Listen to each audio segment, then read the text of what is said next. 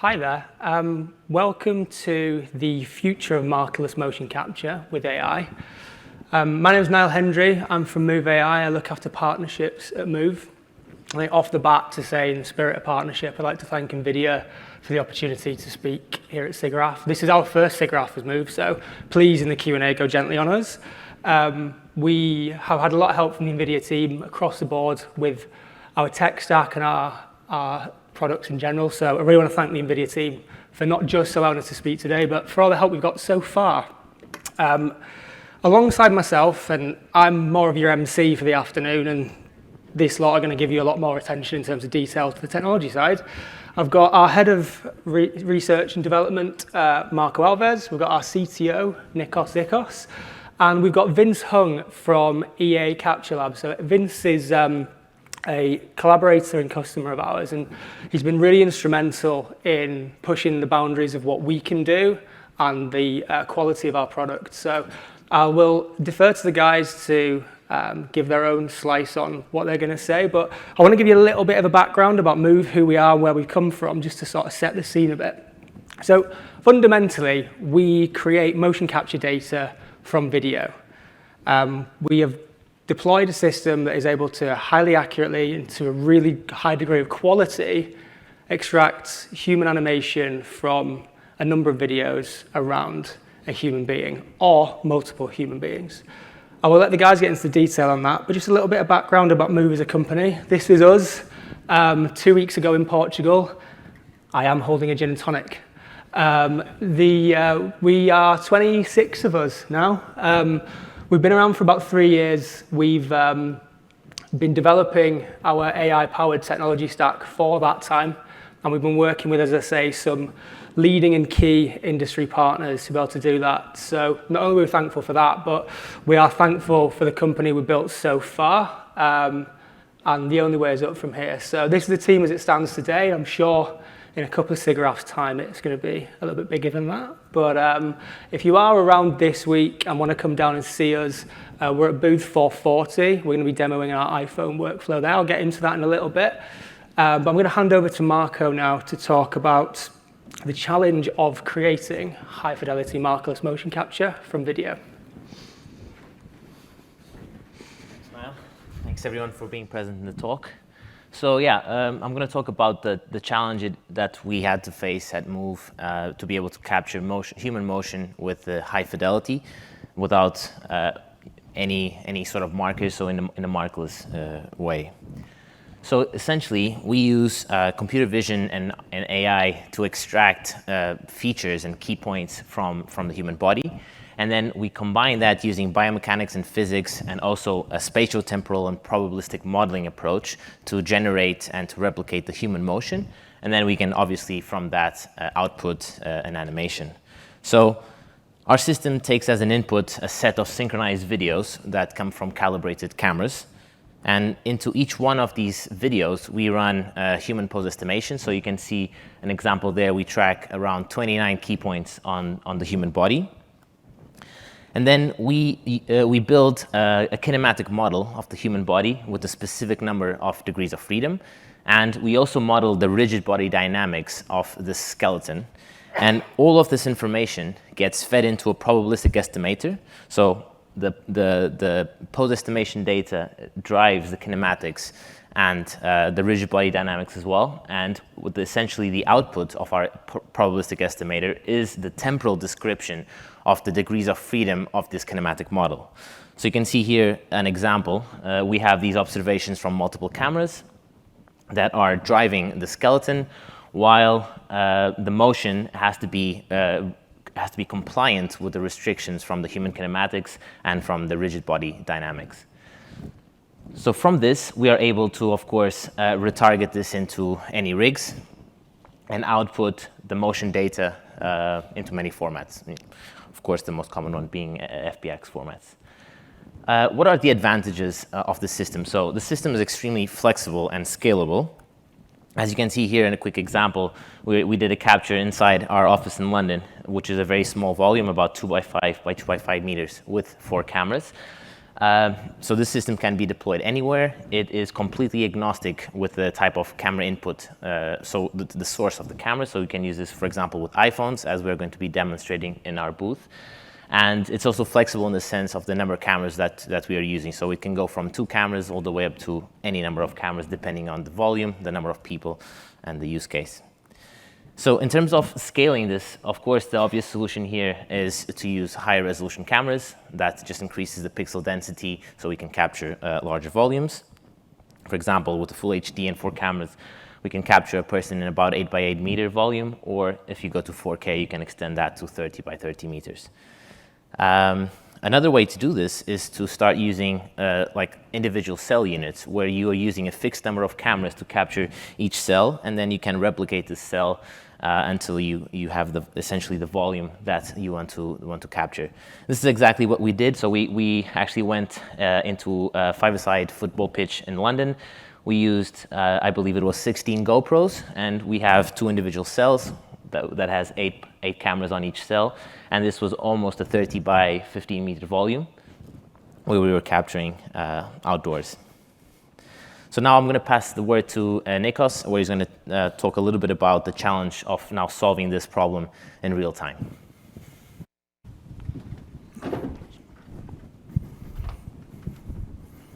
Thanks everyone for being here. I'm Nikos. Thanks, Marco, for the intro. Before going to the real time, I just want to echo what Marco said. And the point here is that we don't just want to do motion capture, but also we want to capture the dynamics. We want to capture the physics of the human body. And this is how we can get the authenticity and we make the animation to look natural, because the final animation, it obeys to the laws of physics. So it looks natural. And this is the whole point. The problem also, it's a little bit more difficult in terms of mathematics, because you have to do everything at the same time. So you have to solve everything together. You have to respect at the same time the observations from the cameras. You have to respect at the same time the physics, the biomechanics of the human body, everything at the same time, and you have to solve them both in space and time. And this is the most challenging part. But also there is one more challenge. We have to do that faster and better and better and faster. This is a race that never ends, right? We want to make things faster. We want to eliminate the latency, and this is our latest release. So until now, we had a system that runs into the cloud. Very simple. You just upload the videos, and within an hour, you have the results. But what about real time? Can we use this system in real time? And this is a draft architecture of what we came about. We wanted to create a modular system. So we use dedicated NVIDIA GPU servers, and we do the number crunching into those servers, and each server can serve 1 or maybe 2 cameras. And then the results, the digested results, they go to the mockup server, and there we do the final animation. And then we can stream this animation to Unreal using LiveLink or other 3D clients. We have chosen to use this modular architecture in order to we can, for example, expand the volume by having 8 cameras or 16 cameras or whatever. And this is the best approach. But the challenge here is not just the hardware, but also the software. And the hardware and the software, they have to work in harmony. And this was the most challenging part into the real-time system. So with NVIDIA, we had a great collaboration, and we're using TensorRT, we're using CUDNN, of course CUDA, and everything. We managed to make everything run in real time. So just an example here with a simple server with an NVIDIA 6000, a good processor, and of course the cameras, they have to be cameras that they are connected. Where, for example, right now we're using IP cameras. We can have a maximum FPS of 35 frames per second. Low resolution for now, 1920 by 1080. The latency is 5 frames. We definitely want to minimize that. And the next things to do that is to use the RiverMax drivers and GPU Direct. This will drop, by our calculations, the latency to 3 frames, which is, I think it's acceptable into the industry. We can track 2 people at the same time. And the maximum capture area that we have tested this, it's 12 by 12 volume. Here's an example of our system running in real time in our office. You can see the left video and the right video. They are the latency is 5 frames, but unfortunately, if you see the video wall in the background, the latency is huge. We had some issues with the video wall and the Unreal client on this side. I think this is our latest release. It's going to be public next month, and well, after this conference. And our next speaker is Vincent, Director of Animation in EA. So Vince, it's all yours.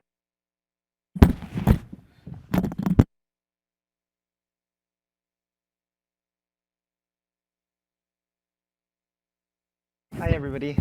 Thanks for attending. And yeah, so I'm the animation director of EA's motion capture studio, and I had the pleasure to work with MOVE.AI for the major part of this year. So for this talk, I wanted to share some of our collaborations and help show off some of the results. And so for everybody here to see, and I'll be talking about a little bit about the workflow and how our partnership happened. So I'm going to start. So I'm going to start off with what we did in the early stages was we did a very controlled test. And what I mean by a controlled test, we did a optical and markerless test. And what we did here, you can see the talent wearing the red shirt and the blue pants. He's going to be captured in volumetric with 8 GoPros, what do we use for this one? But you can also see markers on top of him. So it's a one-to-one direct comparison where we can see the same timeline, same time code, and we can really see the differing results. And further to that, the talent that we chose and the game rig that we chose are almost exactly same height. The shoulder is he's broad just like the rigs, and so something that's really important for in MoCap and retargeting is to have a really precise a talent calibration, how the skeleton is calibrated, because if it's really accurate to the talent, you're going to have a much easier time retargeting. And so this is something that I want to show off right off the bat here was you can see here that there's a green skeleton popping in and out, and that green skeleton, the green skeleton is the MOVE.AI calibrated rig. And you can see it's almost a one-to-one calibration with the blue rig, which is the game rig. And that one I was really impressed off the bat because it tells me that through this video-based technology, it is getting a very accurate calibration of the talent skeleton. And then I also wanted to mention for optical, it is the gold standard quality output in animation, in MoCap animation. And so that's why we want to do this, and we have really good reference so that we can give that feedback to MOVE.AI. Where are the areas you want to improve? Where are the areas we need to look out for? And so before I get into the workflow, I'm just going to show off about 4 slides, and so everybody here can see how it looks with one talent, obviously. Like I said, 8 GoPros. So right here, you can see, I'll just play this through. I'll talk a little bit through this, but on your, I guess to your right, it'll be the optical data, and also it'll be the MOVE data. And then you can see this is agility. We wanted to see how it would look on the fast motions, and you can see like the overall posture for the MOVE data. The shoulders are a really good level. That's something that I personally like to look right off the bat. How is the shoulder level? Because it really gives you a good sense of how the animation, it really drives that silhouette. And so that posture is really good. You can see the foot plant. It's pretty solid. It's not drifting here. And so I'll keep playing this.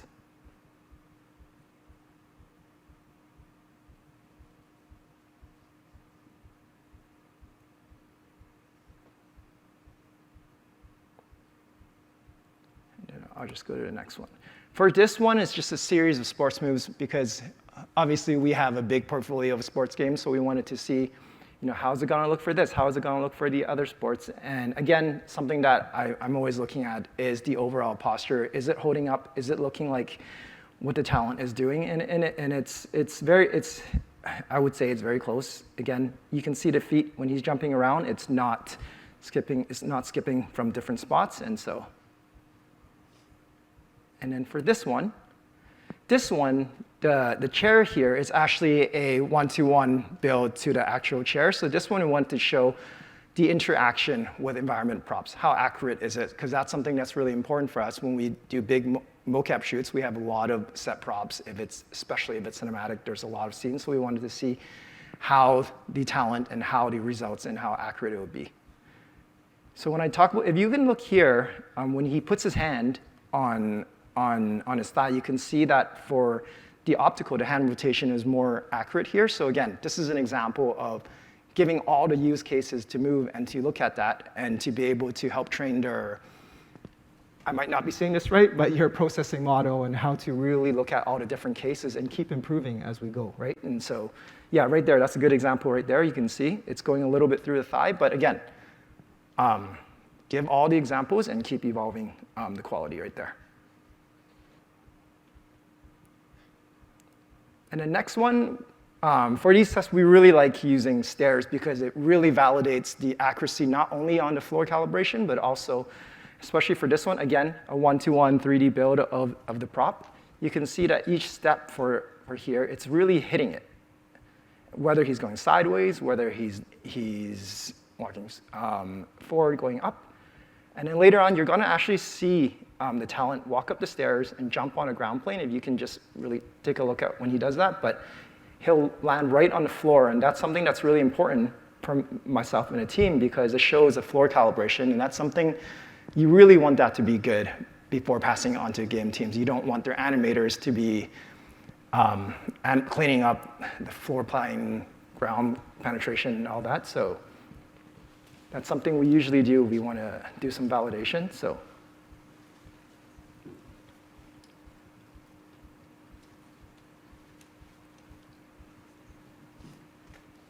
Okay.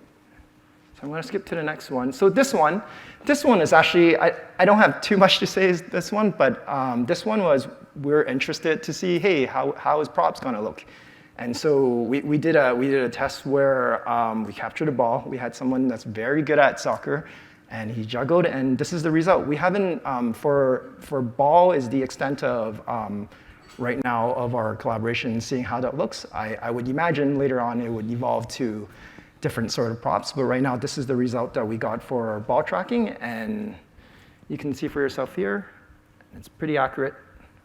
This is where I want it to loop back to focus on the workflow. So this is the part where I kind of showed the results, showed how it ends up being, but I wanted to talk about the difference of the optical and the markerless workflow. So I'm just going to quickly go through it. Optical, we reconstruct the 2D camera data. We calibrate the labeling skeleton and a solve skeleton. We track and solve the production takes, and then we output an FBX with the solve skeleton. We use the optical data as reference, and then our team would retarget the data onto the multiple game rigs that we have. For volumetric, a little bit different. After we're done, calibrate the cameras. Now, we have the option to create a talent profile, what we call an actor profile. And what that means is we could capture the talent's skeleton in a very controlled environment, and then we can keep that skeleton calibration and use that for future shoots. So that's something that's very advantageous for us if we were to do future shoots with the same talents. And so The difference here afterwards, we process the production takes, but when I mean process production takes, it goes through the MOVE.AI magic, and then it comes back to us with a retargeted FBX. Now, we have here, this is the really big advantage for Optical, is because for the track and the solving production takes, yes, it's also automated. It's actually very powerful in the automation. But at any time, our users can go in and do further cleaning up and further making sure that the data is very good. So even if the shot is very highly inclusive, if there's multiple talents, whether they're hugging each other, they're celebrating, we can go back and make sure the data is good. And also for the solving skeleton, there's a lot of the applications that we use, there's a lot of manual intervention that we can, let's say the calibrated skeleton is not exactly how we want, we can go back and refine it until the point that we think will give us the best retarget. So for Optical, again, it is the optimal data quality output, and it has the user defining and user intervention. With volumetric, this is why it's so important when we collaborate, is to really highlight all these use cases where there's occlusions, where there's what kind of areas would introduce more feet sliding. If they're interacting with props, where are the problem areas? And so this is how we've been working, and to really give all those information and for Move to be able to see all this. And it's been, for me, it's been such a pleasure going through all this because of, first of all, the back and forth, and also of how to see the evolution of all this data coming from how it looks from here, and then now it's looking like this, and it's been a very fast-paced, the evolving of the quality has been extremely, like Nico said, it's been really quick, and everything's and it's just evolving that way. So this is kind of why I'm here to kind of show how the more data we can work with, and the more scenarios, then we can, when this goes into, for production, we really need to make sure that the skeleton is really clean, because the last thing we want is to have animators clean up, using an animation, cleaning up a skeleton having problems flipping and everything. We don't want to do that in animation. We really want to make sure all that is cleaned up before retargeting and animation. And so this is where collaboration, again, where it exists, and we want everything to get as clean as possible. And then for here, this is kind of an example, just through our talks, is not only just highlighting areas or issues where there's feet slides, there's something, well, what if we can even improve the overall fidelity, right? So something that currently, for example, for the spine, can we improve the overall fidelity? Right now for the spine is an approximation of how the spine moves, right? So it's not a one-to-one for each spine. So something that I've asked, hey, wouldn't it be cool if we can actually, if there's a way of really measuring how the spine moves, and that would, I believe at least, it would improve the retargeting results. And so through these talks, now Move has come up with a proof of concept, and I believe Nikos is going to come back here and continue explaining this. Yes. So. Thank you. Thanks, Vince. Thanks for the kind words. So our next feature, which also is going to be released after this conference, is our spine model, and how we can drive the spine from computer vision. And well, the solution was pretty simple, actually. We just had to treat the spine and make create a neural network that identifies the spine, right? So in other words, we have to create a neural network that is doing something like an X-ray of the human body, but we don't really care about all the bones, we care only about the spine. So this is what we did. We create a data set. Of course, it was a manual labeled data set. We didn't have any ground truth data for that. But we trained the network to export a layer, a heat map, that is more or less something like the X-ray of the spine. Well, the problem here is that it's not a key point. It's not just X, Y coordinates on the pixel space. It's a heat map, and it's a convex shape. So we had to find a way to translate this convex shape into a 3D object, which is the spine. And what we did, we treat the spine more or less the same with the key points, but instead of having 2D key points, we had a 3D object which can represent the spine. You can use a 3D polynomial, you can use anything you want. But the core idea behind that is that the input of the neural network was just an image, and the output was a heat map with our spine. And we could merge the different viewpoints from different cameras, and that way we could create the 3D curvature of the spine. Well, I would like to believe that this is a direct observation of the spine. Usually the spine is driven by the shoulders and the hips, and more or less sometimes it's a simulation. So the problem here is that the hips are really solid, but the shoulders, they have they have 5 degrees of freedom, some maybe 6 degrees of freedom. You can rotate, you can go up, down, back, forth. So the shoulders, they're not a good thing to track the spine. If you want to track the spine, you need to put some sensors on the spine. But if you want to do this markerless, you have to train networks to do that. Of course, we trained the network, but in the end, we didn't have an isolated network that does only this. We trained the network, and we abandoned this final layer to the other layers of the 2D key points. In the end, we just had a new neural network with one extra layer. We trained this neural network, and this is the result. And again, this is going into the same probabilistic recursive estimator. So the 2D key points and the spine curvature and the human kinematics and dynamics is going into this MoCap motion capture engine, and then we can have an animation that respects a little bit better the spine curvature, the spine motion. Well, is this the ultimate? Is this the best spine animation? No, this is just the first version. So, of course, as you know, the spine has almost 24, 25, 26 bones, depends on the person.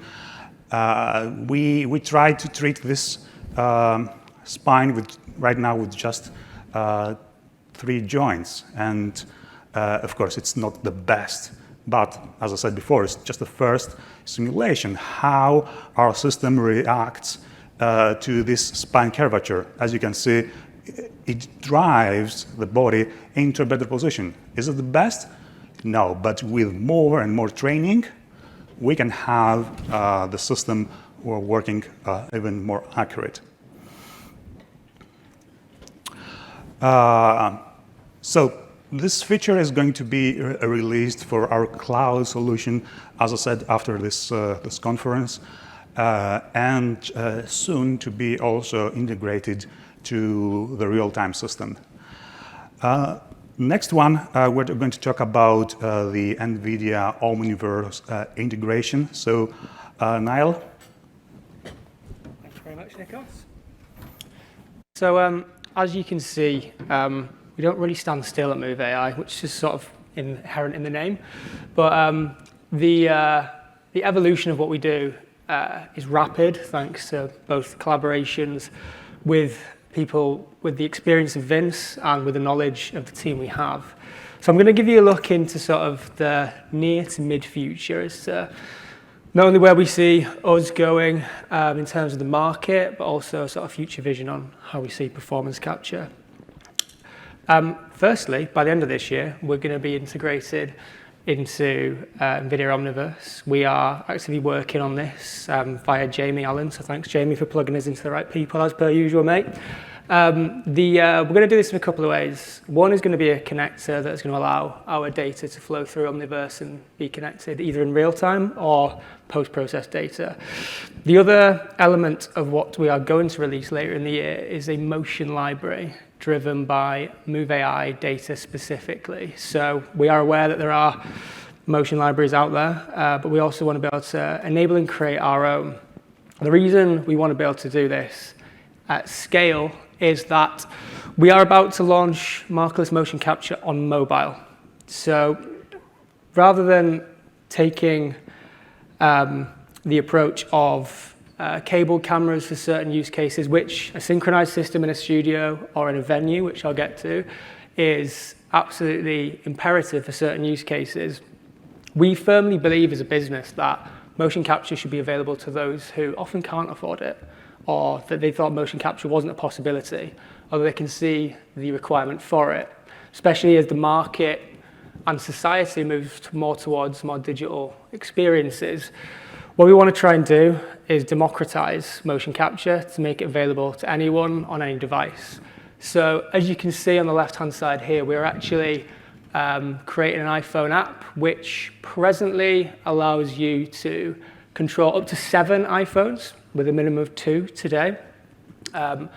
Store your data on the mobile and then push it to the cloud for post-processing. That will kick that back out to you in a retargeted FBX and a rig of your choice. Ultimately, we will get down to single-person capture on a mobile. We're not there yet, but we firmly believe that we will be. And where we see this being utilized is for UGC, being able to create and add your own emotes, your own content, share those with your friends, or share those as a creator, we see has been a very powerful workflow as both the industry and, as I say, society moves forward across digital experiences. Now, a different challenge to that, and to a much different scale, is how do we capture large volumes? So through a lot of the work we've done and through the scalability in terms of cellular scalability that Marco mentioned, how do we get from a small area for a couple of meters to a 30 by 30 meter area to a 105 by 68 meter volume? So we can see that there is a need in global sports to get higher fidelity data at scale in terms of in venue and at scale across leagues and federations. This is a test we actually did recently at Wembley Stadium in the UK for the Championship playoff finals for the League Two. If anyone apart from the Brits in here care about that in this room, I would be surprised. But this was actually shot just over a third of the field using 5 cameras at 4K 60. We do believe that we can optimize this, and it's not perfect yet, but this is an out-of-the-box example of what we can do with just 5 cameras across a large volume. So we are going to be continuing to work on this in a number of sports throughout the next 12 to 18 months to be able to allow for much more immersive experiences, both in game engine, for visualization for broadcast, for alternative experiences in things like Unreal Engine, Roblox, etc., to be able to bring the sport to younger fans who often digest content in a very different way to the generation above them, who tend to digest it in a linear manner. Now, where we see a challenge for the future for Markerless is that ultimately we are presently tracking both the body and, well, we maybe haven't gone into as much detail in this presentation, is we're also tracking the fingers to very high quality. Ultimately, the brain trust next to me here firmly believe, and I believe because they believe, and they're much smarter than I am, that fundamentally Markerless motion capture will not just be limited in the next 5 years to body, fingers, but we also firmly believe there's a future direction for us as a company. Facial animation and cloth simulation will be possible utilizing artificial intelligence and the system that we've put in place today and for the future. that is the end of the presentation.